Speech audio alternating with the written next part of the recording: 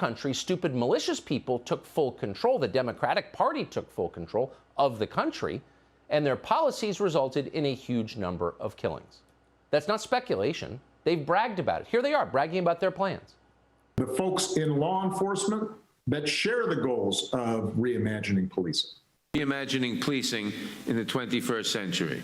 Rethinking and reimagining policing. Community efforts to reimagine policing. To reimagine policing. We have to reimagine what policing looks like. Reimagining policing, reimagining our public safety. Reimagine a citizen-led approach. We can begin to reimagine law enforcement. Reimagine public safety in this country. What can we do to reimagine public safety? Reimagining public safety. To reimagine public safety. We must reimagine what public safety looks like. Well, they definitely reimagined public safety. They made the public much less safe. According to a report in Axios, 20 major U.S. cities have slashed their police budgets in the last year. They defunded the police. Collectively, they cut more than $840 million from law enforcement. In Atlanta, in a story that we love to read, one city councilman who voted to strip $73 million from the police, a genius called Antonio Brown, just had his car stolen in broad daylight by children who were not held back by the police. They'd been defunded. Must have been COVID that did it. Meanwhile, at least 25 cities have pulled police out of public schools. They've canceled the contracts. How's that going to work? You know the answer. At universities, activists have pushed for the same, total abolition of the police. When they said we're going to defund the police, they meant it. At the University of Chicago, dozens of students swarmed the home of the college president. One of them, an especially entitled young lady called Madeline Wright, shouted this through a megaphone, quote, "We're going to fight to abolish this effing system, not reform it." Professors at the school joined her.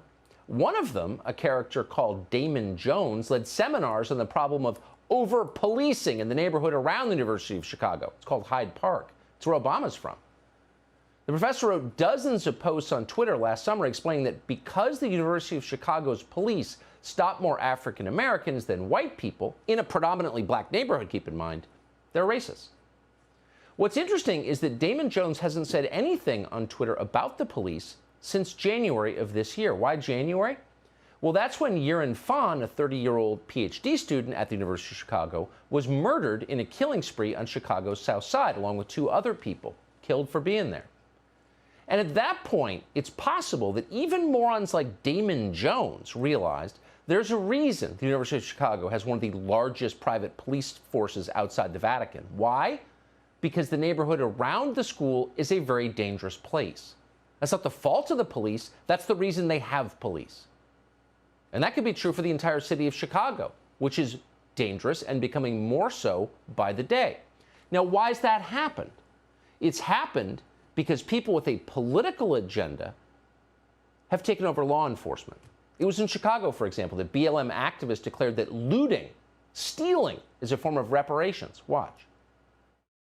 They get upset when people start looting. People in this city are struggling through a pandemic. So I don't care if somebody decides to loot a Gucci or a Macy's or a Nike, because that makes sure that that person eats. That makes sure that that person has clothes. That makes sure that that person can make some kind of money because this city obviously doesn't care about them. Not only that, that's reparations. So you got to steal from Gucci to eat. Stealing is reparations. Now, that's insane, and only a very sick society would listen to someone like that. Someone like that would be dismissed automatically in a healthy society. But in this case, not a single Democratic politician pushed back. So guess what happened? Well, in the city of San Francisco, for example, Walgreens has closed 17 different stores. Why? Because prosecutors in San Francisco and in many other places throughout the state of California, for example, but not just there, no longer charge shoplifters. So people steal whatever they want.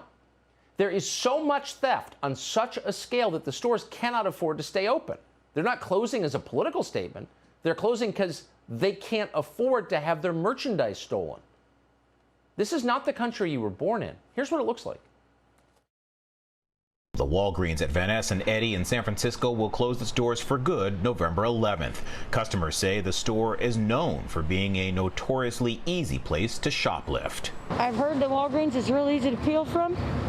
Why is that? because they don't chase you.